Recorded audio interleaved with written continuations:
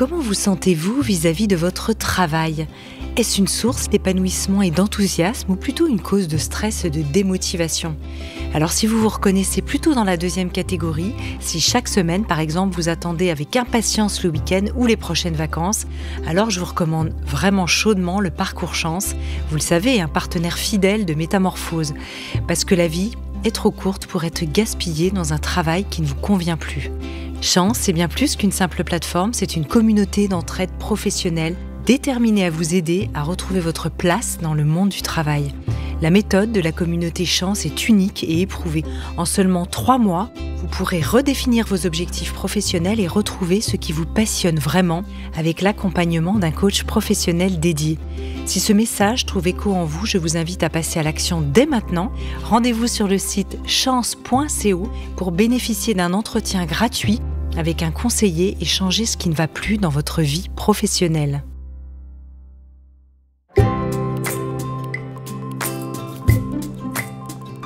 Bienvenue dans la saison 6 de Métamorphose, le podcast qui éveille la conscience. Au fil des semaines, je vous invite à découvrir avec moi des sujets inspirants portés par des personnalités lumineuses pour cheminer ensemble vers un éveil des consciences. Métamorphose, le podcast qui éveille la conscience. Tous les lundis et jeudis dès 7h.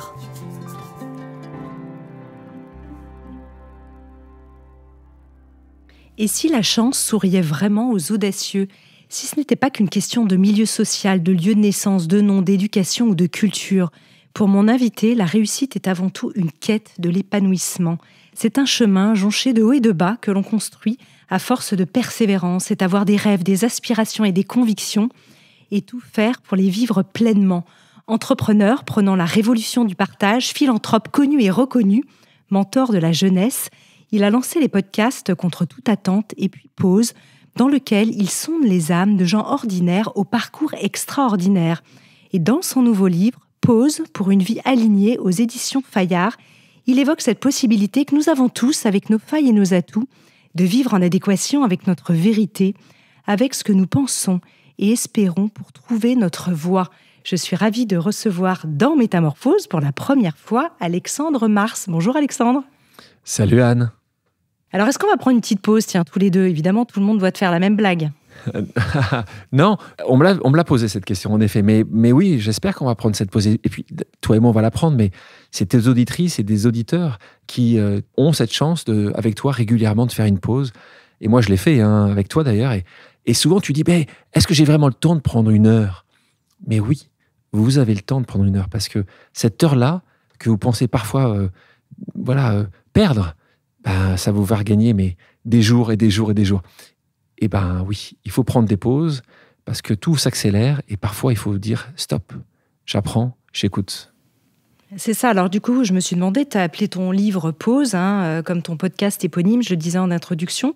Quel est aujourd'hui ton rapport au temps qui passe ? Tu dis dans ton livre, vite prenons une pause, nous n'avons pas de temps à perdre. J'adore parce que c'est un oxymore en fait. C'est un oxymore, exactement. Les gens pensent tout le temps que dans le monde dans lequel nous vivons, qui s'accélère, on n'a pas le temps même de parler.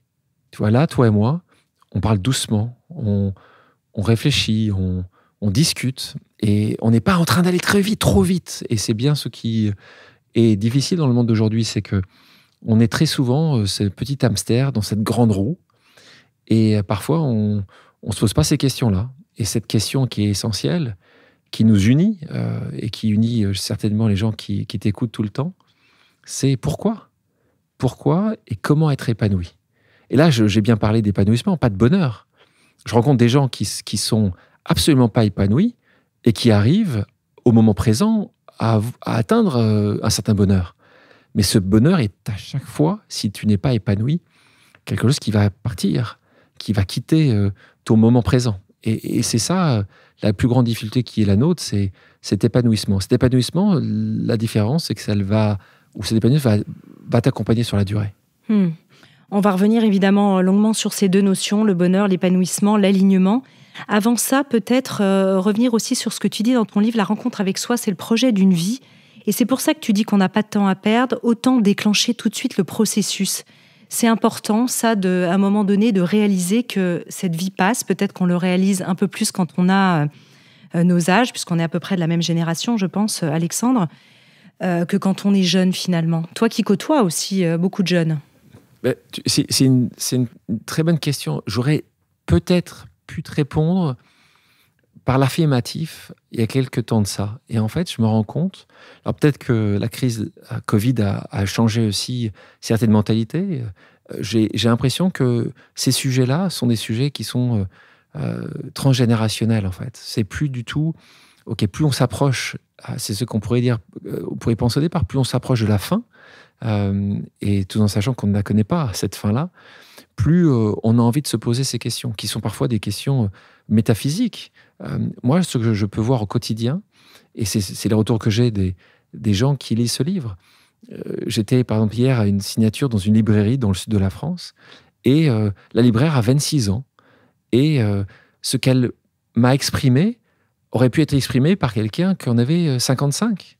Et c'était vraiment, j'ai décidé quelque chose, les gens m'ont dit que je ne pourrais pas le faire, que je n'avais pas forcément ni l'âge, ni déjà l'expérience. Et pourtant, je l'ai fait.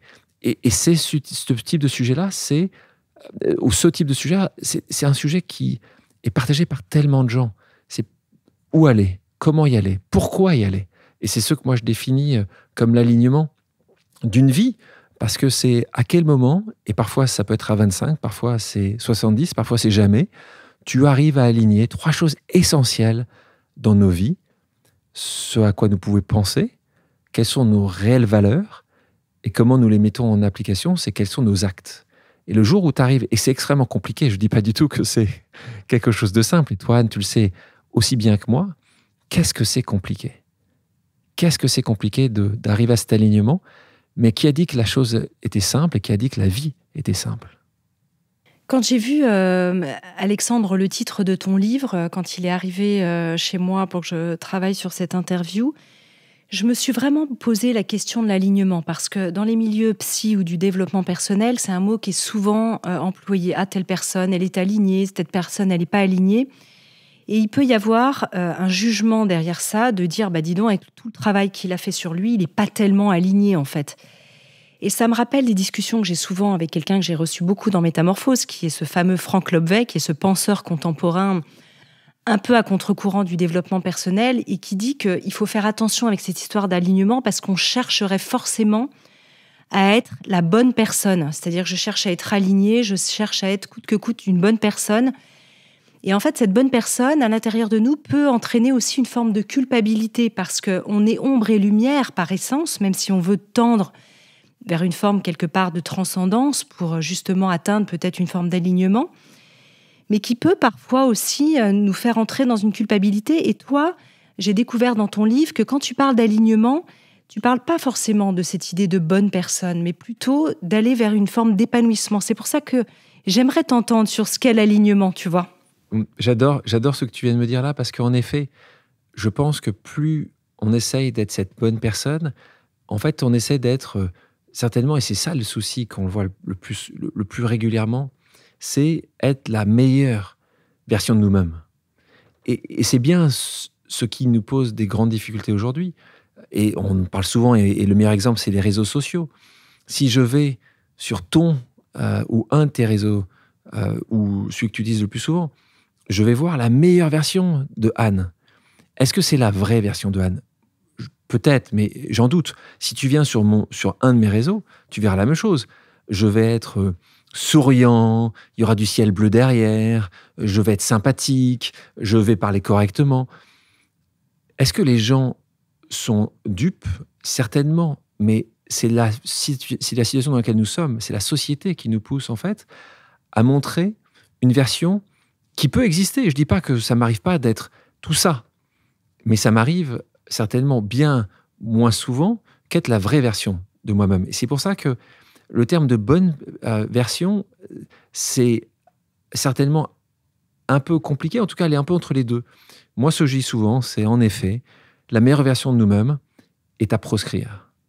Elle est à proscrire parce qu'en fait, si tu es vraiment honnête avec toi, tu sais que ce n'est pas la vraie version de toi-même. Et d'ailleurs, le prologue, le livre pose, je commence comme ça, par le prologue en disant « Qui es-tu » ou « Qui suis-je » Et c'est bien ça que j'exprime en disant, évidemment, ça prend souvent toute une vie de vraiment définir qui tu es. Mais il faut déjà commencer à se poser les bonnes questions et avoir cette honnêteté intellectuelle. Et d'ailleurs, je le dis et je l'écris, personne ne te connaît vraiment. Personne ne connaît réellement Anne Guéquière ou Alexandre Mars, à part Anne Guéquière et Alexandre Mars.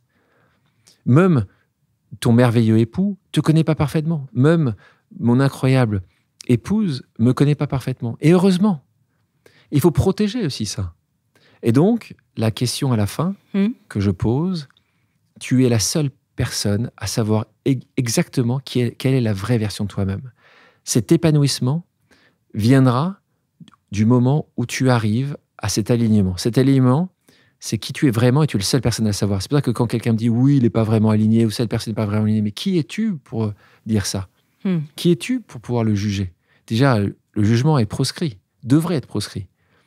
Et donc voilà, donc c'est ça, voilà, pour moi, et merci de m'avoir posé cette question-là parce que je pense qu'elle est essentielle.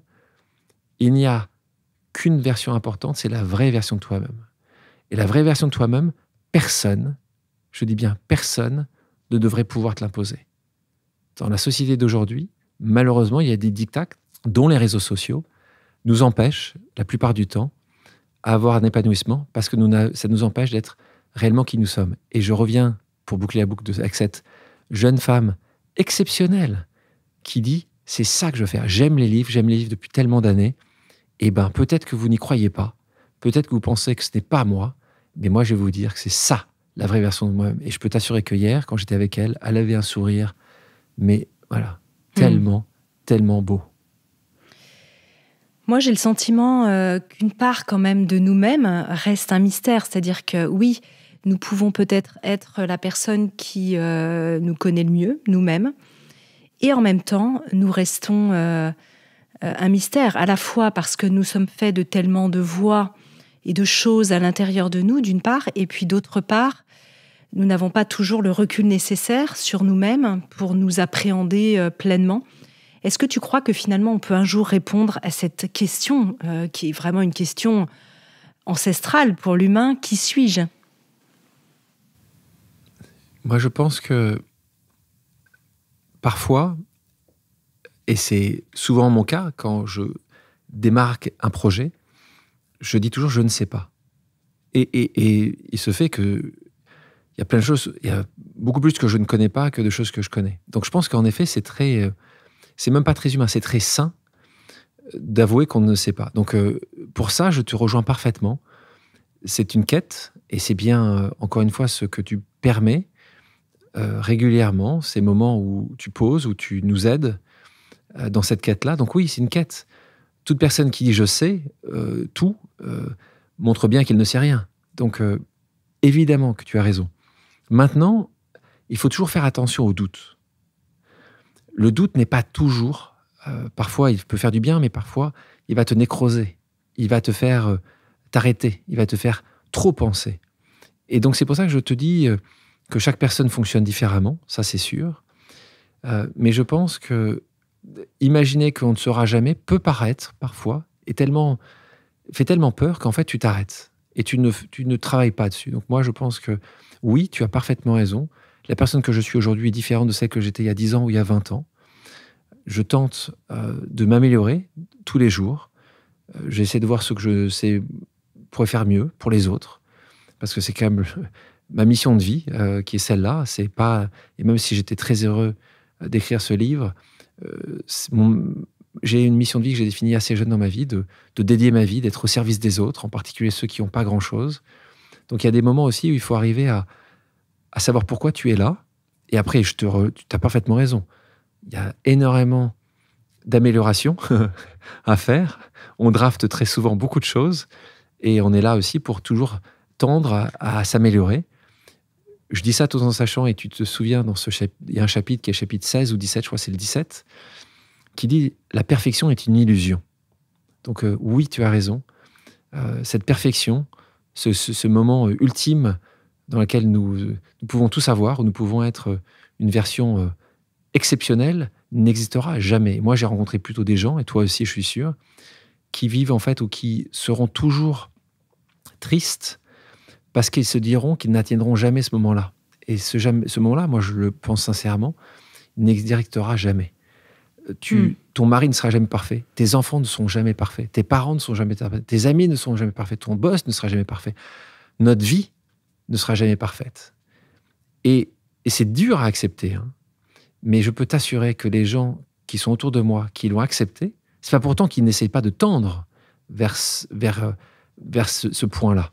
Mais des gens qui imaginent que c'est réalisable, quasiment tous, quand même, souffrent.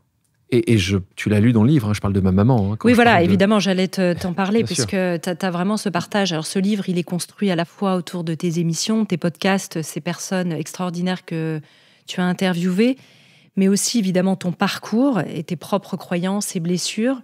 Et on voit que on a tous notre lot, évidemment, dans une vie humaine. Nos vies sont faites de tout cela.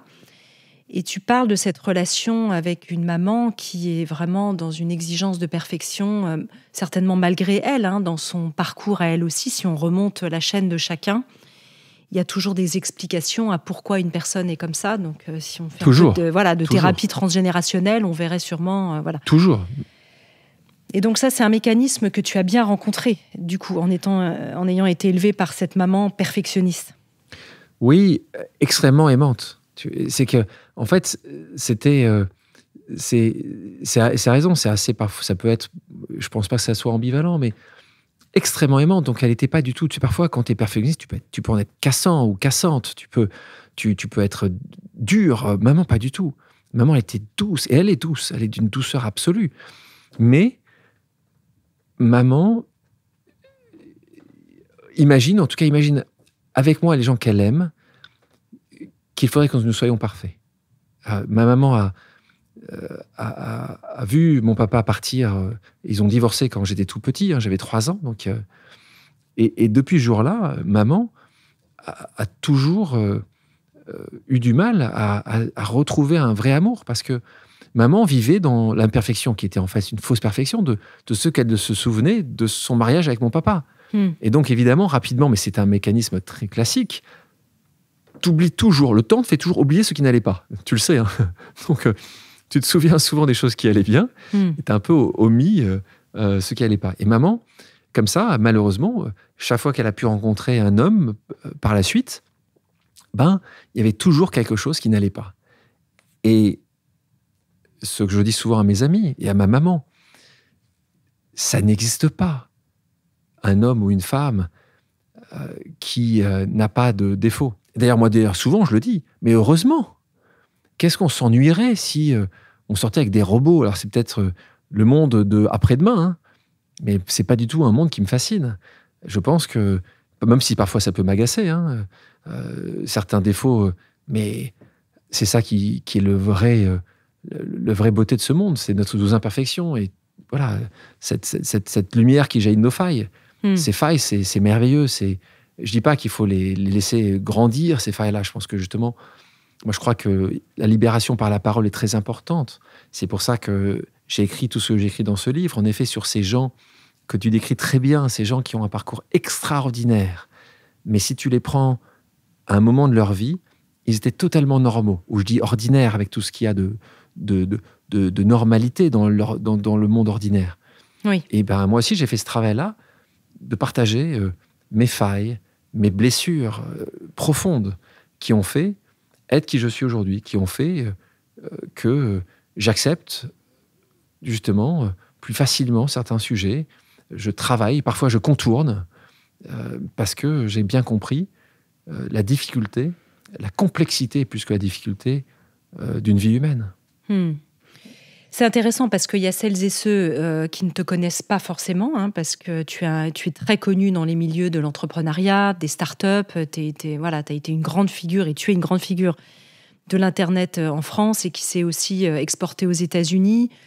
Donc c'est vrai que sur le papier, des personnes qui pourraient regarder ton parcours se disent c'est facile, c'est un bel homme, il a fait un parcours brillant, il a réussi, une belle femme, 4 enfants, etc. Et donc, il avait le bon nom, la bonne famille. Et c'est ça qui est intéressant, c'est que tu reviens sur ce que maintenant on peut appeler aussi le syndrome de l'imposteur, sur tes blessures, tes failles, ce que tu as vécu, pour montrer que dans toute vie qui peut sembler extraordinaire aux yeux des autres, se cachent des existences qu'on pourrait dire ordinaires, mais extraordinaires par leur côté ordinaire, c'est-à-dire avec toute leur humanité en réalité. C'est ça aussi que tu montres dans ce livre. Merci. Et merci de le dire. Je pense que malheureusement, aujourd'hui, on ne parle pas assez de ces échecs, de ces blessures, de ces failles. Et en effet, si tu regardes le tableau, je ne vais pas te paraphraser, mais tu peux imaginer que, en effet, tout ça a été facile. Parce que dans le monde d'aujourd'hui, il faut plutôt dire, bah oui, bien sûr, tout ça est facile. Mais non, tout ça est d'une difficulté absolue. Absolue. Et je l'explique, mes parents se divorcent quand j'ai 3 ans, donc je ne grandis pas avec mon papa. Et j'aime mon papa, donc il vient de partir récemment, donc c'est un sujet évidemment extrêmement sensible pour moi. Mais j'aime mon papa, mais mon papa m'a jamais couché, m'a jamais bordé un soir. Et donc maman m'a donné une puissance parce elle était débordante d'amour pour mon frère et moi-même. Et pourquoi, en fait? C'est marrant, ça va te faire sourire, et ça va se faire sourire certainement les gens qui nous écoutent. Il y a quelques mois de ça, je l'ai dit à ma maman, je dis merci d'avoir divorcé. Je l'ai dit à mon papa aussi d'ailleurs. Merci d'avoir divorcé. Alors ils étaient un peu étonnés, mais je leur ai dit honnêtement, vous n'étiez pas forcément fait l'un pour l'autre. Vous avoir eu à la maison, potentiellement vous crier dessus, ou ne pas sentir cet amour-là, la difficulté que ça peut engendrer, eh ben, vous savez quoi? C'était une bonne chose pour moi.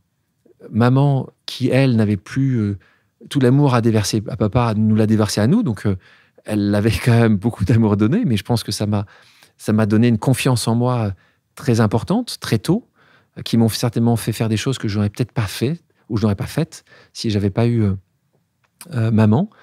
Et puis après, j'ai eu des échecs qui sont des petits échecs quand je les regarde avec mes yeux d'aujourd'hui, parce que j'en ai connu d'autres beaucoup plus grands par la suite. Mais quand je redouble en 3e, quand je redouble et que j'arrive quand même, ce qui est quand même assez rare, donc il faut le souligner, à ne pas avoir mon bac de la première fois. Donc je me retrouve à mon bac, j'ai déjà redoublé 2 fois, Anne. Ce sont des échecs. Ce sont des échecs, en tout cas, quand tu as 18 ans ou 19 ans, ce sont des échecs. En plus, mes potes, eux, avaient des résultats corrects, donc passaient dans les écoles, dans les classes supérieures. Et ça, c'est vrai de le partager. Je pense que c'est important, et en particulier pour, là, tu parles des entrepreneurs, mais c'est pas que ça. Moi, je me suis retrouvé évidemment, tu peux imaginer, en échec scolaire, ou quasi-échec scolaire, avec des professeurs qui n'étaient pas là pour m'encenser, tu peux imaginer. Et encore une fois, je les comprends. J'étais assez dissipé, ou on va dire plutôt assez... Voilà, des vrais problèmes de discipline. Je n'étais pas tellement intéressé par l'école. Et je me retrouve avec des professeurs qui n'étaient pas forcément très contents de me retrouver dans leur classe. Et puis, j'ai aussi rencontré des gens qui m'ont tendu la main, qui ont confiance en moi, qui ont vu quelque chose que d'autres ne voyaient pas. Et c'est souvent, et d'ailleurs, c'est ce que je mets dans le livre, et je sais que c'est aussi un sujet pour toi, il y a des rencontres dans nos vies, à toutes et à tous. On n'y fait pas forcément attention tout de suite. Il y a des moments qui vont nous transformer. Et ces moments-là, il faut y faire très attention. Parce que c'est potentiellement une direction totalement différente que nous prenons. D'ailleurs, je dis souvent, tu sais, la chance existe, les chances n'existent pas. C'est que ça dépend comment tu saisis cette chance-là. Et moi, c'était un proviseur qui, en terminale, m'a tendu la main. J'étais pas forcément le meilleur élève de mon lycée, loin de là. Il y avait des proviseurs qui ne voulaient pas me faire, des professeurs qui ne voulaient pas me faire redoubler dans le lycée. Et lui s'est levé. Il s'appelait Pierre Attal. Il a dit, vous n'avez pas compris, vous n'avez pas vu quelque chose que moi j'ai vu.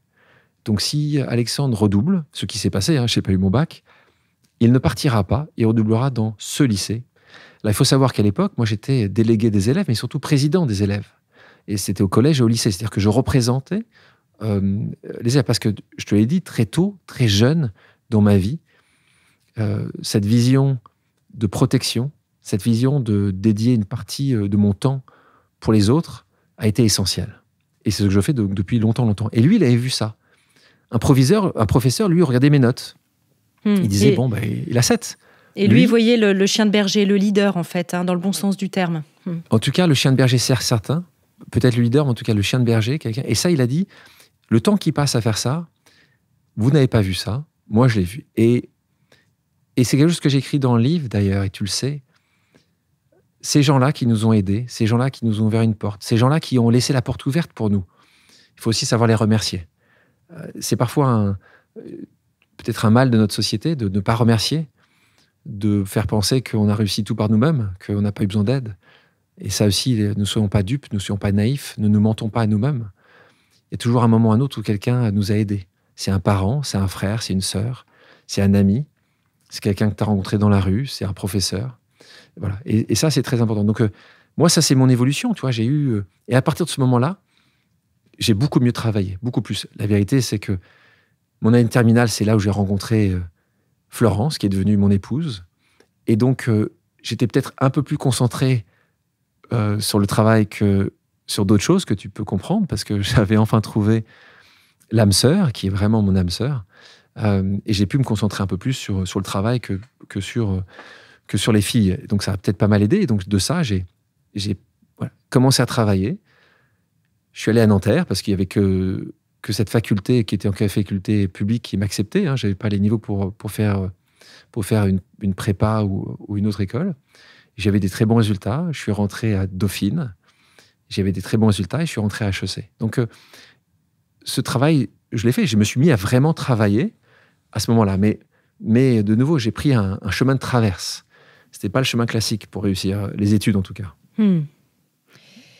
Je me suis demandé aussi, dans ton chemin, tu parles beaucoup des chemins de traverse, peut-être on y reviendra, parce que tu as interviewé des personnes qui reflètent ces chemins de traverse, et tu parles de ceux qui pourraient nous écouter et qui disent, quand même, il a peut-être eu des difficultés, mais il a été très aimé, mais une personne qui nous écoute, d'ailleurs ce serait intéressant, vous qui nous écoutez, d'avoir aussi vos témoignages peut-être, de revenir sur une rencontre peut-être qui a marqué votre vie, quelqu'un pour qui il y a eu un tournant décisif qui a été pour vous, que ce soit dans une façon de créer la rencontre, et ça je sais que tu insistes aussi dessus, ou une rencontre qui, dans le cas de ton proviseur, il était là, il t'a reconnu et il t'a mentoré d'une certaine manière, sans que tu aies eu forcément à créer cette rencontre. Mais peut-être revenir sur ceux qui ont l'impression de ne pas être tombés du bon côté, qui n'ont pas le bon milieu, la bonne famille, la bonne couleur de peau parfois, le bon réseau, peut-être pour certaines personnes une forme de handicap, etc. etc. Je ne vais pas citer toutes les difficultés que les gens peuvent rencontrer, mais en tout cas se disent, il avait quand même peut-être certaines chances de son côté que n'auraient pas d'autres. Et toi, tu dis, c'est intéressant parce que ces gens-là, tu les as rencontrés. Notamment, tu parles de Mariam, qui est une jeune femme brillante. J'aimerais bien peut-être que tu nous parles de son histoire. Bien sûr. Et ne soyons pas non plus... ne soyons pas non plus trop bisounours. Ce que je veux dire par là, c'est qu'en effet, atteindre ses objectifs, le mot réussite, et je trouve, est un mot qui est un peu trop grand, en tout cas, met une pression parfois inutile. J'aime bien plutôt des objectifs, parce que tu sais, un objectif, tu peux atteindre souvent un objectif quand tu mets des moyens. Moi, ce que je dis souvent, pour moi-même d'ailleurs, je vais mettre les moyens nécessaires et je vais tout faire pour atteindre cet objectif. Est-ce que j'aurai le succès de l'atteindre? Pas toujours. Et honnêtement, pas toujours. Mais au moins, j'aurai fait le nécessaire. Tu parlais de cet exercice, et merci de nouveau de demander à tes auditrices et auditeurs, dans le livre, Pause, dans les annexes, tu sais, il y a 10 exercices. Ah oui, on y reviendra tout à l'heure. Ouais, tout à fait. Et justement, un des exercices, c'est l'exercice numéro 1, c'est celui-là, en fait. C'est essayer de savoir prendre un peu de temps. C'est pour ça que j'aime bien cette pause. Prendre le temps de réfléchir en disant, mais quelles sont ces deux personnes qui nous ont permis de faire quelque chose, d'être meilleurs, de rencontrer. Enfin, c'est un sujet évidemment important à traiter. Tu parles de Mariam. Mariam, quand je disais que nous ne sommes pas tout bisounours, ce que je veux dire par là, c'est qu'en effet, il est plus simple aujourd'hui de s'appeler Anne ou Alexandre, d'être blanc, pour moi d'avoir les yeux bleus. Je mesure 1m89, j'avais un amour infini de ma maman, je grandis dans une république, une démocratie. Donc, évidemment que j'ai déjà beaucoup dès le départ. Et c'est pour ça que très rapidement, je me suis senti être un obligé, Anne. Je me sens au quotidien d'être obligé. Et je le prends très bien. Si je me dis toujours, si des gens comme moi, qui ont beaucoup, qui n'ont pas tout, mais beaucoup, ne mettent pas leur existence, ou une partie importante de leur existence au service des autres, je pense que la finalité ne sera pas jolie à voir. C'est pour ça que c'est important de l'en parler. Mariam, que je rencontre, à travers une organisation qui est exceptionnelle, qui s'appelle Télémac, qui est une organisation sur le mentorat. Et donc, je suis parrain d'une promotion et je rencontre donc certains jeunes. Et je rencontre Mariam, qui excelle. Anne, elle excelle dans ses études. Et donc, je pose une question classique. Mariam, qu'est-ce que tu veux faire plus tard? Elle était en prépa à ce moment-là et elle me dit travailler dans le luxe. Elle se pose et elle me dit mais ce n'est pas pour moi.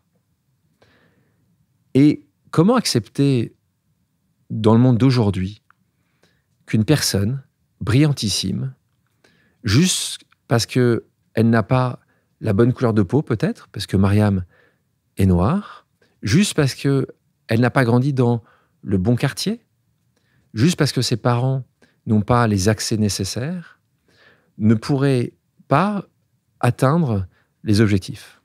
Et c'est ça l'histoire de Mariam. Et l'histoire de Mariam, comme tu le dis très justement, ça peut être une couleur de peau, ça peut être un sujet social, ça peut être, et j'en ai beaucoup dans le podcast Pause qui est dans le livre, des gens qui viennent de régions, qui n'ont pas grandi dans le 7e arrondissement de Paris, et qui disent, de facto, ce n'est pas pour moi. C'est pas possible. Et ces limites-là, qui sont très souvent des limites ou des dictats de la société, font que tu t'arrêtes. Tu tentes même pas, tu t'arrêtes. Alors parfois, on va tenter, nous allons tenter, c'est-à-dire la société doit faire quelque chose et doit pousser les gouvernements, les États à légiférer. On parle de la loi Copy-Zimmermann, une loi essentielle en France sur la parité femmes et hommes. On parle de la loi Rixain, qui est une loi qui va plus loin encore. Donc, parfois, on le sait, c'est réel. Cette limite n'est pas du tout une limite d'intelligence, n'est pas une limite de force, n'est pas une limite de bienveillance, de patience, de gentillesse, de talent, mais une limite qui est essentiellement mise par un système qui n'accepte pas le changement. Pour faire ça, il y a plusieurs manières. Une des manières est l'entrepreneuriat, que tu connais très bien, puisque toi-même, tu es entrepreneur. Une autre possibilité, c'est les lois, le changement des lois. Et une troisième, c'est une mentalité, c'est une question d'état d'esprit. Et de ne pas être totalement... de ne pas penser que ça n'existe pas, mais de se dire, on le sait, on va devoir affronter ça. Et tu l'as lu dans le livre, il y a beaucoup d'histoires, énormément d'histoires, de personnes qui, au départ, si tu les mets sur la ligne de départ, tu dis, ce n'est pas possible qu'ils atteignent leurs objectifs. Et pourtant, ils les ont atteints.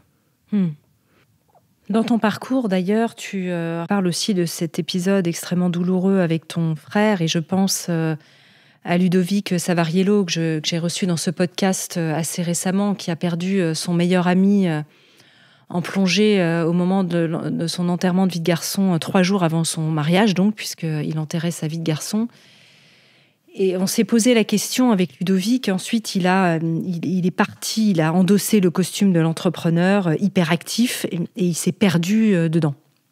Et toi, tu le dis aussi dans ce livre que cette douleur a fait qu'à un moment, quand on vit un drame personnel, un trauma, puisqu'il s'agit vraiment de ça, on va endosser cette carapace qui va être un masque, qui est notre masque de survie finalement, et que tu as déconstruit ensuite petit à petit. Parce qu'aujourd'hui, tu es un entrepreneur, tu étais connu pour ça, et tu signes un livre presque de psychologie, je dirais. De développement intérieur, certainement, oui. De quête de sens. Oui, de quête de sens.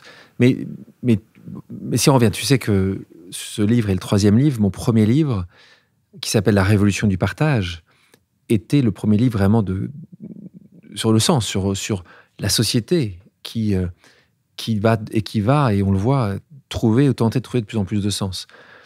C'est vrai que tu parles de l'entrepreneuriat. C'est vrai que je suis un entrepreneur et j'ai commencé à construire ma première entreprise très jeune. Mais je me considère essentiellement comme un citoyen, hyper engagé, c'est certain. Et l'entrepreneuriat, pour moi, était, et encore aujourd'hui, mon meilleur outil. Mon meilleur outil, ma meilleure arme, pour être franc. Je pense que c'est nécessaire. Je pense que la société dans laquelle nous vivons, et si nous voulons vraiment, vraiment changer le système et aider ceux qui ont peu, ceux qui sont en souffrance, ceux qui sont en grande difficulté, aujourd'hui, c'est un combat. Et j'ai décidé que l'entrepreneuriat allait être mon outil, mon arme pour y arriver. Tu parlais de ce moment. Ce moment, c'est le moment le plus dur de ma vie. Hein. C'est pour ça que je parlais tout à l'heure de mes échecs. Quand je redouble, Anne, sur le moment, ça me paraît catastrophique. Peut-être qu'en troisième, d'ailleurs, je pleure quand je sais que je vais redoubler. Alors que je le méritais. Hein. Je méritais parfaitement de redoubler. Je ne travaillais pas. Donc, à bout d'un moment, il faut assumer ce qu'on ne fait pas.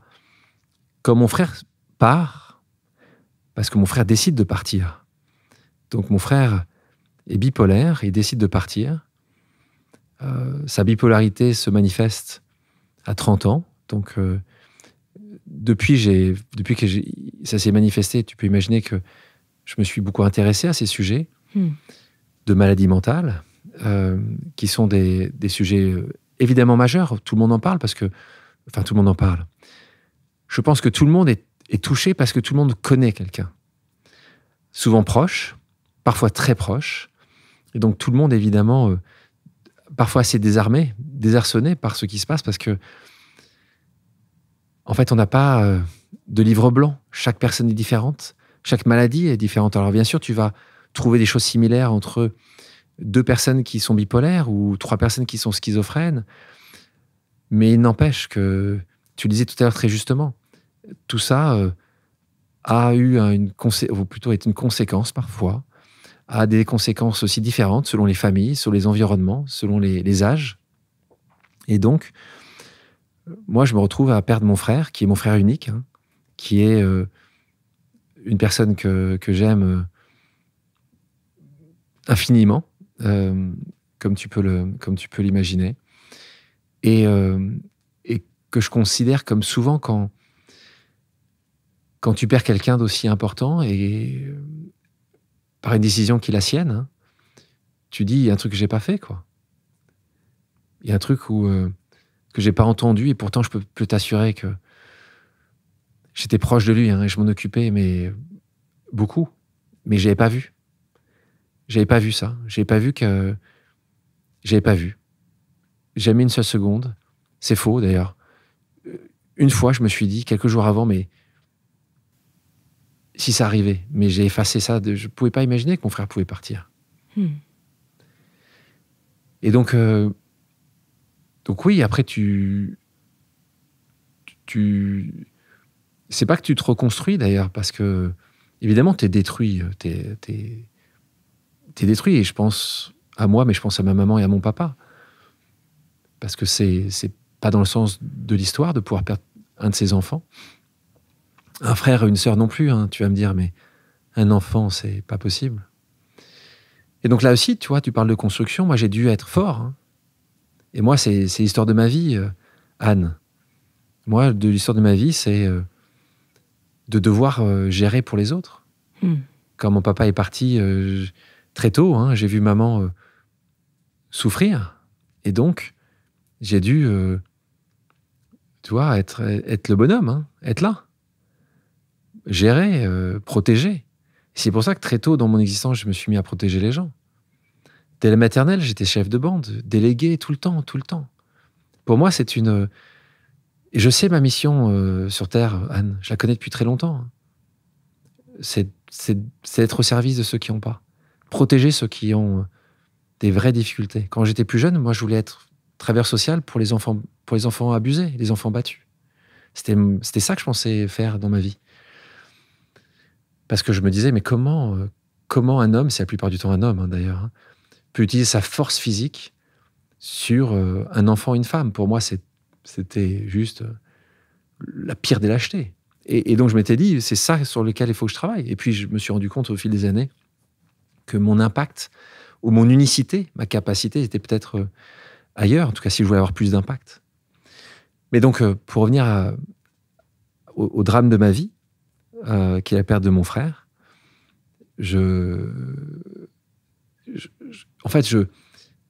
à nouveau, je peux pas vaciller. Je peux pas vaciller. C'est pas possible. Parce que ma maman vacillait, parce que mon papa vacillait.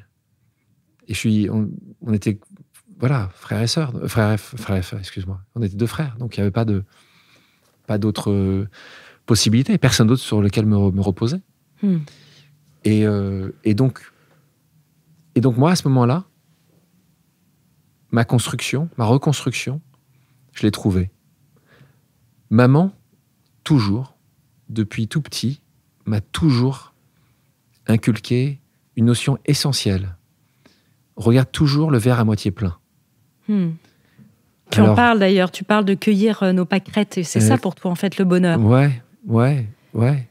Et je peux t'assurer que quand tu perds un contrat, quand tu loupes un avion, je sais pas, déjà c'est plus facile à trouver le verre à moitié plein. Quand tu perds ton frère, quand tu perds ton fils, c'est très très très très dur. Et moi, malgré ça, il fallait. Et tu le définis pas, hein, tu dis pas, il faut absolument que je trouve. Non, c'est juste que je me suis dit, ou c'est plutôt le cheminement qui a été le mien à ce moment-là. Et le cheminement qui a été le mien, c'était de travailler, de me dire, est-ce que je le reverrai un jour, mon frère ? Et c'était pour moi ma direction.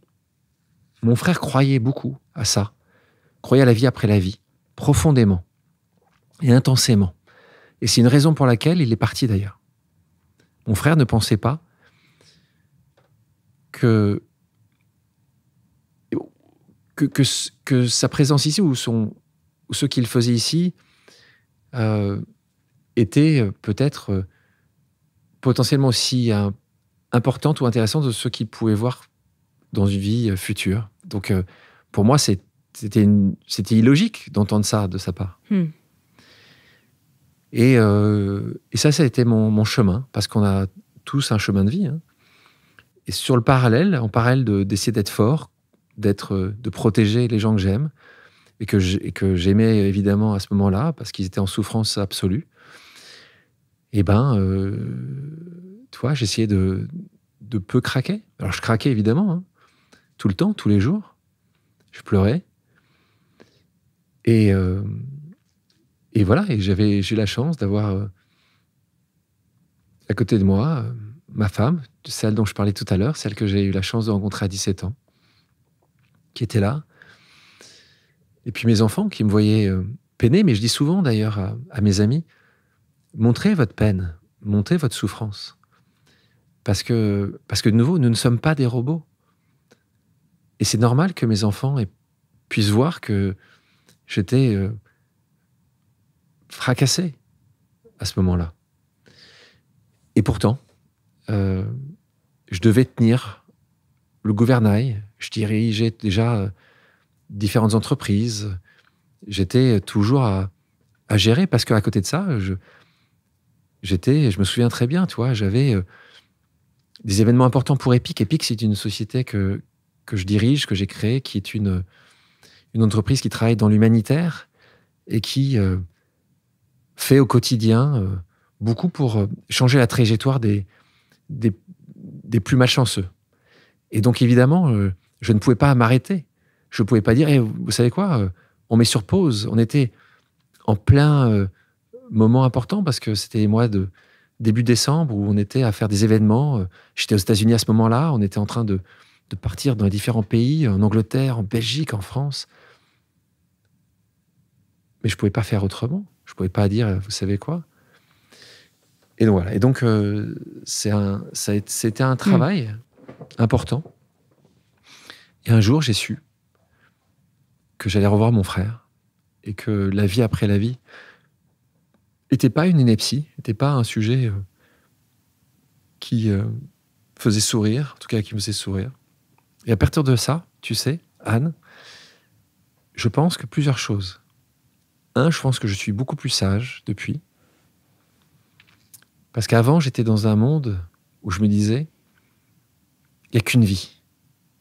Il faut que j'en profite, mais tellement. Et aujourd'hui, je me dis pas ça. C'est pas pourtant que je travaille pas plus que de raison, que je ne fais pas beaucoup, mais je ne le fais pas pour les mêmes raisons.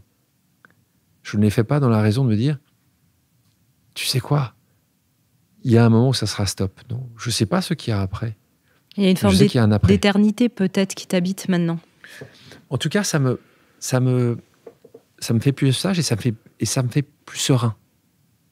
En fait, j'ai pas de peur de la mort. J'ai pas peur de la mort. Parce que le jour où tu sais, réellement, et je sais, quelque chose, mais globalement, ça te fait plus peur. Et donc, c'est pas pourtant que j'espère que ma vie ici durera pas un peu plus. Et puis là-dessus, tu sais, moi je crois beaucoup au destin. Donc tu sais, tu peux faire autant d'incantations que tu veux, autant de prières que tu veux. D'ailleurs, tu pries jamais pour toi. Tu sais quoi? Moi, je crois que le destin, il arrive à un moment ou à un autre. Et puis c'est comme ça. Donc, alors c'est pas pourtant qu'il faut que tu fasses attention. Ne fumez pas trop, ne buvez pas trop, faites du sport, soyez pas trop sédentaire. Évidemment, tout ça. Mais au bout d'un moment, tu sais, il y a des choses que tu ne contrôles pas. Et on revient sur le sujet de départ, Anne. Tant mieux de pas contrôler ces choses-là. Quand je vois ces entrepreneurs qui veulent absolument vivre jusqu'à 150 ans, tout contrôler du matin jusqu'au soir. Je vois à qui tu penses. Il y en a beaucoup, hein. Ouais. Mais quelle tristesse. Quelle tristesse. Et parce qu'on le voit, hein, tu sais, moi, je vois des gens vivre vieux. Tu sais, c'est cette chanson de Vianney, tu sais. L'objectif, c'est pas de vivre vieux, c'est de vivre mieux. Les fins de vie, des sujets qui sont importants, dont on parle beaucoup, dans beaucoup de pays, en France en particulier, ces fins de vie. Ça aussi, hein, c'est des sujets. C'est pas, je reviens sur cette vision parfaite, la vision Instagram. Instagram est un mensonge. Éduquer des enfants est difficile. Faire qu'ils puissent être parfaits est impossible. Avoir un couple toujours uni, toujours qui ne s'engueule jamais, est un leurre. D'avoir des parents qui vivent parfaitement jusqu'à 150 ans est impossible. Arrêtons de faire croire à tout le monde des choses qui sont impossibles. Mais je ne sais pas si dans le fond, on est vraiment dupe de tout ça. Et je me suis posé la question quand même en t'écoutant. Cette vision d'éternité qui déjà s'est incarnée sous une forme de sagesse dans cette vie-là, est-ce qu'elle est portée par ton frère qui te tend la main depuis cet espace d'ailleurs? Est-ce qu'il y a une foi qui te porte particulière ou une croyance? Ou en tout cas, quelle est ta vision par rapport à cette éternité? Plusieurs choses. Un, j'ai beaucoup d'estime. D'ailleurs, moi, j'ai beaucoup d'estime pour beaucoup de gens. Tu m'entendras très rarement critiquer qui que ce soit, à part ceux qui veulent tout faire ou penser qu'ils peuvent décider de ce qu'ils veulent parce qu'ils ont de l'argent. Ça, j'ai aucun respect pour des gens qui pensent que soit par leur force, soit par leur argent, peuvent contraindre. Ça, pour moi, je suis très Robin des Bois, comme tu as compris. Hein. Ça, pour moi, c'est inacceptable, inimaginable. On pourrait dire sauveur aussi. Ouais, non, ça, c'est trop grand. Non, moi, c'est pour ça, d'ailleurs, j'ai travaillé très tôt. Hein. Je voulais avoir les moyens de ma liberté, parce que je savais que l'argent nous apporte une certaine liberté. Peut, si tu fais pas attention, te contraindre. Mais pour moi, c'est important. Mais pour revenir à ta question, j'ai une estime et très forte pour les gens d'église. Quelles que soient les religions, je pense que dédier une existence à un sujet, pour moi, me conforte dans la capacité de voir le bien chez beaucoup de gens. Et quand je dis ça, tu peux imaginer que ça veut dire pour les infirmières qui dédient leur vie à des gens en souffrance, à leur vie. Pour moi, les infirmières, c'est en haut de tous nos classements. Mais c'est très large, hein. Ça va être des militaires qui vont... et qui dédient aussi leur vie. Moi, je vois mon neveu est parti aujourd'hui militaire, a décidé d'arrêter l'étude et aujourd'hui est militaire.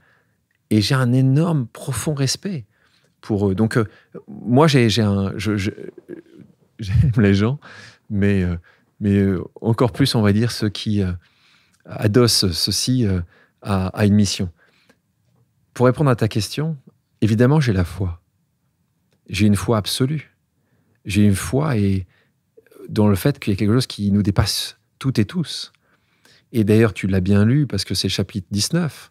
Je parle de mission. Mais ne vous inquiétez pas, hein, qui nous écoute, c'est pas forcément une mission religieuse. Hein. D'ailleurs, c'est pas du tout ce que je dis. Pas du tout.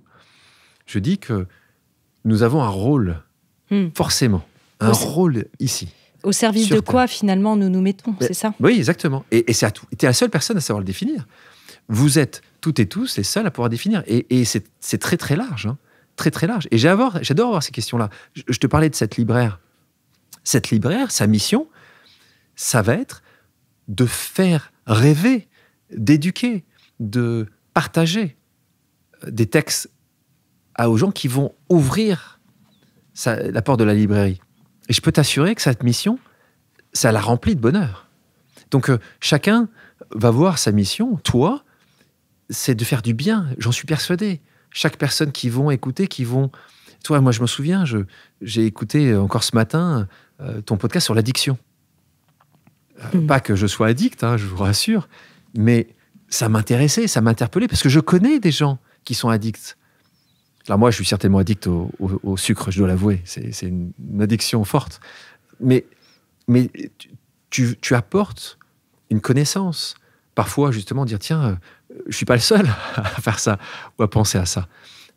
Donc ça, pour moi, c'est assez clé dans nos existences, d'arriver à définir pourquoi. Et dans le chapitre sur les missions, je donne tout un tas de missions. Ça m'amuse toujours, celle de, par exemple, je te prends l'exemple, je l'ai là, mais toi, ça m'amuse, celle de Ben Mazué. Je pense que tu connais, et j'espère que tu apprécies les chansons de Ben Mazué, et je pense que certaines de tes auditrices, certains de tes auditeurs l'apprécient.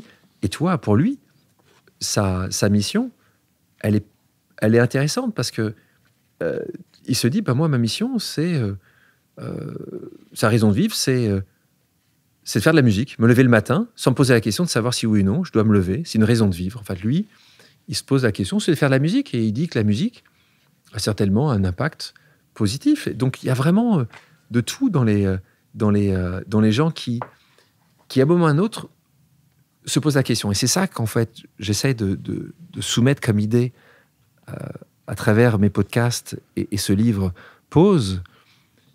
C'est vraiment cette idée de te dire, essaie de la définir. Et passe le temps. Je ne dis pas qu'il faut que tu puisses me répondre maintenant, parce que ça peut prendre des années. Mais si tu ne la définis pas, je suis intimement persuadé que dans 5 ans, 10 ans, 20 ans, tu vas vivre avec des regrets. D'ailleurs, et ça, c'est essentiel. Sur cette idée de mission de vie, j'étais interviewée il n'y a pas longtemps dans une émission de radio. C'était le thème de l'émission de radio. C'était un peu, qu'as-tu fait de tes talents, de tes dons, hein, c'est dit dans la Bible de cette manière-là, mais globalement, ça revient à ça. C'est quoi ta mission de vie? Et on a beaucoup discuté dans cette émission, et j'aimerais bien t'entendre là-dessus, sur ce mot de mission de vie qui peut faire peur, parce qu'effectivement, il fait référence dans un archétype un peu différent à ce côté missionnaire. Et chez certaines personnes, on a le sentiment qu'ils sont arrivés dans le berceau, que la fée s'est penchée sur le berceau et que leur voix, on va dire la voix, était comme toute tracée. Même s'il y avait des difficultés, il y a des gens comme ça, paf, ils deviennent des musiciens extraordinaires, des gens. Et on a beaucoup parlé de cette mission de vie qui peut être dans les petites choses en fait du quotidien. On parlait du bonheur, de se réjouir en fait des petits riens, et parfois une mère, un père de famille qui va faire de la cuisine avec amour et offrir ça à ses enfants peut être une mission de vie. En fait, il n'y a pas de petite et de grande mission. Et merci Anne de le dire. Je pense que dans le monde dans lequel nous vivons, tout doit être grand, tout doit être important. On peut pas juste un peu réussir, tu vois. Il faut forcément beaucoup réussir, mais c'est des mauvaises injonctions, en fait. C'est pas les bonnes. Je pense que nous avons toutes et tous une raison d'être. faut juste définir laquelle elle est. Alors, parfois, et j'ai eu cette discussion-là, et je pense que beaucoup de mamans vont se reconnaître là-dedans. Parfois, les questions que j'ai avec des mamans, elles me disent, moi, ma mission, c'est de m'occuper de ma fille, mes 2 enfants, mes 3, mes 4, mes 5 enfants. Et je pense que ce n'est pas, et j'espère pas perdre certaines auditrices et auditeurs quand je vais dire ça, mais je pense pas que c'est forcément ça la mission. Je pense que ça, c'est une obligation de bien nous occuper de nos enfants. Et pourquoi je dis ça? Parce que j'ai eu cette discussion-là avec Florence, mon épouse, il y a quelque temps de ça. Et on était à dîner tous les deux. Et je lui pose cette question-là. Et elle me voit arriver, donc elle me répond en disant, mais arrête Alexandre avec ces missions, parce que tout le monde ne veut pas, comme toi, dédier sa vie aux autres, de changer le monde. Laisse-moi avoir comme mission de m'occuper de mes 4 enfants et que ça se passe bien. Donc je ne l'ai pas lâché. Alors, voilà. Et je ne l'ai pas lâché. Et donc, on a une discussion assez animée. Et je lui dis, mais je te connais parfaitement. Il y a autre chose. Creusons. Et donc, c'est ça, en fait. C'est aussi ça, le partager avec des proches en disant, mais est-ce que tu es vraiment sûr que celle-là, elle est magnifique, hein. Je ne dis pas du tout que ce n'est pas essentiel. Mais pour moi, c'est une obligation. On ne peut pas faire ce qu'on a fait avec nos enfants pour pas tenter de faire le mieux. On pourra en parler, Anne. Je pense qu'on drafte beaucoup avec nos enfants. Il y a beaucoup de drafts que nous faisons et c'est très, très difficile d'éduquer des enfants. Et on fait notre mieux, c'est ça qui est important. Et en fait, en creusant avec mon épouse, on a remonté un peu une voie. Et tu vas comprendre pourquoi je te dis ça. Mon épouse fait des grandes études, va travailler dans un grand groupe et se rend compte que c'est pas forcément ça qu'elle a envie de faire de sa vie, mais même pas du tout ça qu'elle veut faire de sa vie. Et là, elle part travailler en Inde pour Mère Teresa. Et elle travaille là-bas. Et elle voulait, normalement, elle devait atterrir dans un mouroir, comme vous savez, à Calcutta, c'est là où... En fait, elle n'atterrit pas à Calcutta, elle arrive à New Delhi, parce qu'elle connaît quelqu'un qui peut l'héberger là-bas. Et à New Delhi, en fait, elle ne travaille pas dans un mouroir, mais elle travaille dans un orphelinat pour enfants neuroatypiques. Alors, on dit neuroatypiques aujourd'hui, parce que c'est comme ça qu'on appelle, mais c'est essentiellement des enfants autistes ou des handicapés physiques. Donc, voilà. Et en fait, elle passe comme ça 9 mois de sa vie. Et pourquoi je te parle de ça? Parce qu'à ce moment-là, elle se rend compte, certainement, qu'à un des moments où elle se sent la plus épanouie, la version la plus exacte d'elle-même, c'est quand elle est avec ces jeunes-là. Pourquoi je te dis ça? Parce qu'on revient après, on vit notre vie ensemble, on se marie, on fonde un foyer, on part aux États-Unis. Et aux États-Unis, elle conduit à faire évidemment, travailler dans des bons groupes, dans des grands groupes, à réussir ce que certainement son diplôme allait lui imposer de faire. Mais en parallèle, elle s'occupait de enfants et de jeunes adultes autistes aux États-Unis. Et quand elle revient en France, quand nous revenons habiter en France, elle ne lâche pas, elle reprend ses études, elle va faire un diplôme pour justement pouvoir un jour ouvrir une maison. Et pourquoi je te dis ça? C'est qu'aujourd'hui, Florence, mon épouse, a continué ce cheminement-là. Et aujourd'hui, elle est productrice éditoriale d'une émission que certaines d'entre vous et certains d'entre vous connaissent. C'est Les Rencontres du Papotin, qui est une émission exceptionnelle, qui est diffusée sur France 2. Et c'est important d'annoncer France 2 parce qu'ils ont eu le courage de mettre en avant cette émission à 20h30 le samedi soir. Donc c'est assez rare. Et qu'est-ce que fait ces Rencontres du Papotin? C'est que ce sont des adultes et des jeunes adultes neuroatypiques qui sont journalistes et donc qui vont interviewer sous la houlette d'un personnage central dans cette émission qui s'appelle Julien, qui est quelqu'un qui est travailleur social mais qui s'occupe de ces jeunes-là et qui va interviewer les plus grandes stars francophones, dont le président de la République qui est passé. Et donc, tu vois ce que je veux dire par là. Quand j'ai la première discussion avec mon épouse, elle est assez escagacée par ma question. Parce qu'elle me dit exactement ce que tu dis là. Mission, c'est un terme trop grand. Comment on arrive les chaussures sont trop larges, si on parle de mission. Et puis, tu as raison également, mission, c'est forcément religieux. Non, pas du tout. C'est pas du tout ça que je veux vous dire. C'est arriver à savoir pourquoi. Pourquoi ici? Et là, on a travaillé, on a parlé, on a discuté, on a échangé. Et à la fin, quelle est la mission de mon épouse? Évidemment, ce sera de s'occuper des 4 enfants. Mais sa mission, selon moi ici, et selon elle, c'est de démontrer au plus grand nombre que le neuroatypisme peut apporter énormément de choses et n'est pas que ce que les gens peuvent voir. Vous pouvez voir au préalable des gens qui ne vont pas être normaux. Et cette normalité est celle que nous, on donne et qu'on définit.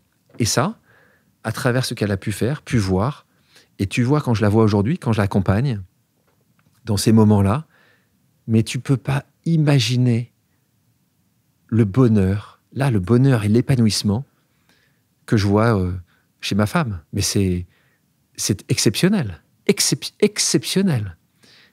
Et donc, oui, elle a trouvé. Ça a pris peut-être des années, mais elle a trouvé. Et c'est ça, sa mission. C'est sa mission à elle. Et tu vas me dire comme moi, comme toi, Anne, nous sommes des tout petits soldats. Mais c'est important que nous soyons ces petits soldats. Parce qu'il y a beaucoup de grandes batailles à mener.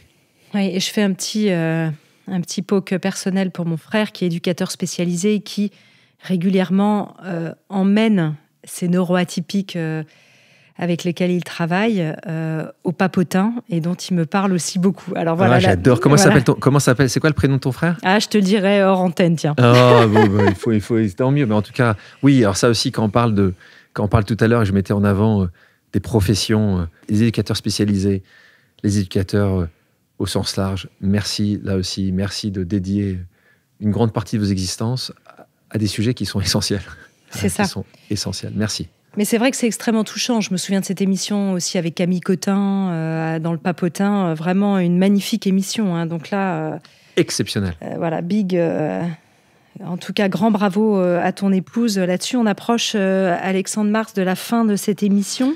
J'ai su en fait que, et je le sais dans ton émission, tu peux réinviter plusieurs fois la même personne. Donc je pense qu'on a encore, on a beaucoup de sujets à traiter. On va faire une série, complète parce qu'avec certains de mes invités, je fais des séries en 6 épisodes et je crois que c'est ça le format qu'il faudrait pour toi, Alexandre, qu'on fasse une série en 6 épisodes tous les deux. Je pense que là on peut, on a encore beaucoup de sujets à traiter. On a beaucoup de sujets à traiter, simplement par rapport à cette idée de réussite et de mission de vie, parce que le mot réussite peut faire peur. Là, je vais reparaphraser Franck Lobvet qui dit finalement on ne peut ni réussir ni échouer sa vie, on ne peut que la vivre. J'aime beaucoup cette phrase et ça te rejoint dans ta définition de la réussite. Et tu as aussi le culte du petit projet. Moi, je parle aussi de la théorie des petits pas avec le Kaizen ou la méthode du boomerang, qui est vraiment de cette idée de lancer, quand on ne sait pas ce pourquoi finalement notre raison d'être, on peut tenter des choses sans forcément tout plaquer dans un mode « allez, je vais tout balancer et je vais partir en croisade ». Non, pas du tout. Je vais lancer des petites choses dans mes passions et je vais voir ce qui mord aussi à l'hameçon. Et ça, c'est important, tu le rappelles. Essentiel. Essentiel de ne pas attendre de nouveau le grand projet. Alors, tu as 2 choses sur les petits projets. C'est, d'un côté, les petits projets vont t'apporter des petits plaisirs. Mais qu'est-ce que c'est important, des petits plaisirs? Tu peux pas uniquement attendre un voyage de noces, tu peux pas forcément attendre une promotion, tu peux pas justement attendre une Coupe du Monde tous les 4 ans, si tu aimes le sport. C'est pas possible. Être heureux, être épanoui, à trouver ce bonheur-là, tu vois, il faut arriver c'est une machine, en fait. C'est une machine pour avoir ces petits moments. Donc moi, comme toi, j'aime ces petits projets. Et j'en ai plein de petits projets. Quasiment tous les jours, j'ai mon petit projet. Ça peut être... acheter un mets, un dessert, je disais tout à l'heure, mon vice du sucre, un dessert qui va me faire plaisir. Ça pourrait être dîner avec mon épouse, déjeuner avec un de mes enfants. C'est des tout petites choses. Regarder un match avec un de mes meilleurs amis. C'est des choses qui... un concert de Ben Mazuet, forcément. Ah oui, Ben Mazuet, ça, Ben Mazué, son dernier concert, j'aime beaucoup d'ailleurs, tous ces gens-là sont évidents dans le podcast, mais j'aime beaucoup Ben. Et Ben a un petit groupe avec Grand Corps Malade, Gaël Faye, enfin, Oui. ils sont un petit groupe qui sont extrêmement talentueux. Mais c'est vrai, en effet, je prends l'exemple de Ben Mazué, moi quand j'aime quelque chose, j'aime vraiment bien et j'apprécie ce chanteur et ce chanteur à texte, donc je suis allé assez souvent voir ses concerts, mais chaque fois que je suis allé voir ses concerts, ça me faisait plaisir, tu vois, c'était pas... C'est vrai, et ça, c'est des petites choses. C'est pas, ça me coûtait pas, tu peux imaginer, très cher.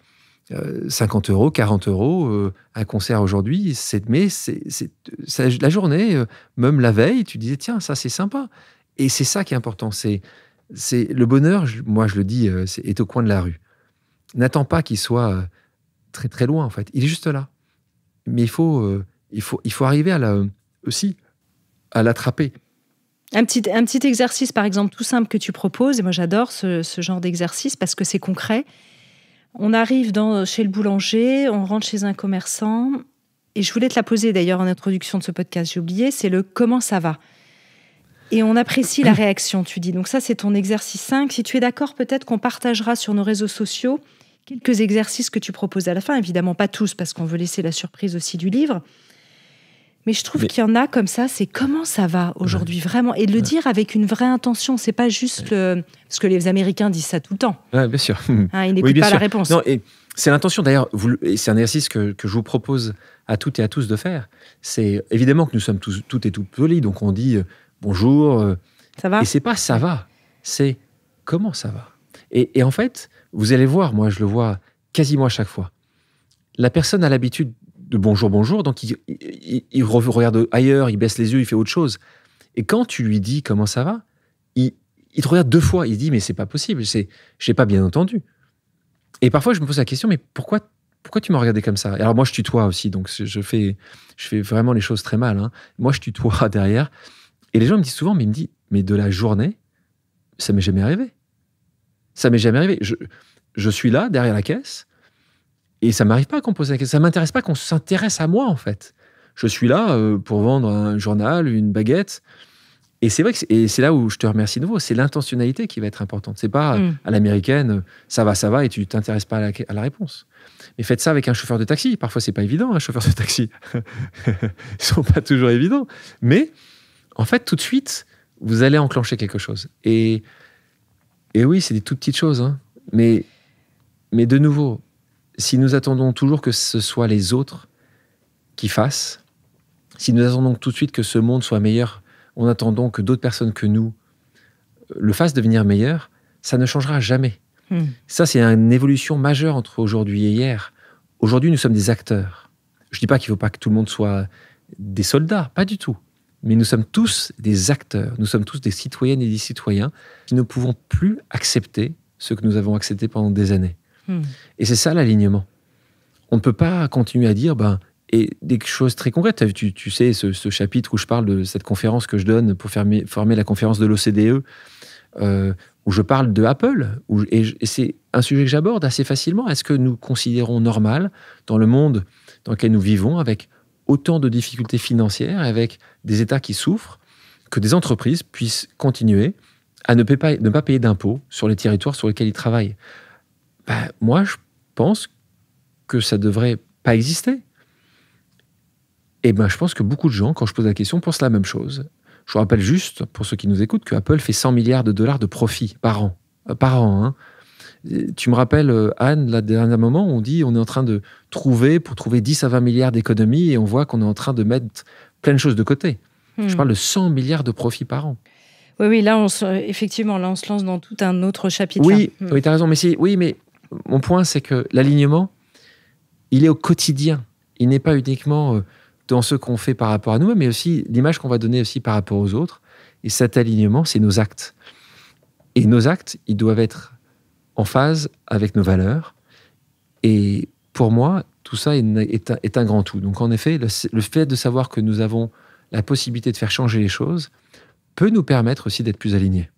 Merci infiniment. En tout cas, j'avais presque envie de dire Mère Teresa sort de ce corps, parce que quand on t'entend, Alexandre Mars, c'est vrai qu'il y a vraiment quelque chose de l'ordre de la vocation qui t'habite, et c'est aussi bon d'entendre ça parce que c'est inspirant pour les autres.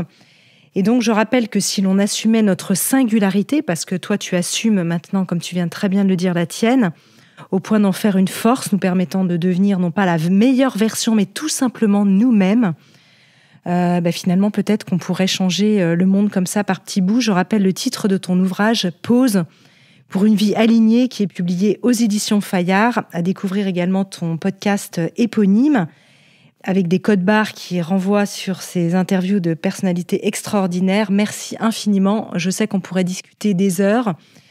Et peut-être vous nous avez suivis, vous qui nous écoutez jusqu'au bout. Si vous avez aimé cette émission, n'hésitez pas à nous faire vos retours personnels sur votre mission de vie, sur votre raison d'être, sur vos croyances, sur votre façon d'être au monde. Ça nous intéresse, ça intéresse les autres de partager. Et c'est comme ça qu'on peut aussi co-construire un monde meilleur. Merci beaucoup, Alexandre. Merci à toi, Anne. Merci pour ce moment et cette pause. Et c'est vrai que tu parlais de mon podcast où j'ai ta place toutes les semaines et j'interviewe des gens. Et c'est un moment unique d'avoir fait ça avec toi. Donc je te remercie de m'avoir invité. Et encore une fois, merci pour ce que tu fais. Et merci aux auditrices et aux auditeurs qui écoutent et qui, je suis sûr, apprennent chaque fois avec toi beaucoup. Donc merci à toi et à toutes les auditrices et tous tes auditeurs. Si vous avez aimé ce podcast, n'hésitez pas à lui donner 5 étoiles sur Apple Podcast et surtout abonnez-vous pour ne manquer aucun épisode. Découvrez mes invités en avant-première sur Instagram à l'adresse Métamorphose Podcast et abonnez-vous aussi gratuitement dès maintenant à la newsletter Métamorphose pour être au courant de nos conférences, ateliers et de nos dernières actualités. Pour ça, rendez-vous sur notre nouveau site www.métamorphosepodcast.com. Métamorphose, le podcast qui éveille la conscience. Tous les lundis et jeudis, dès 7h.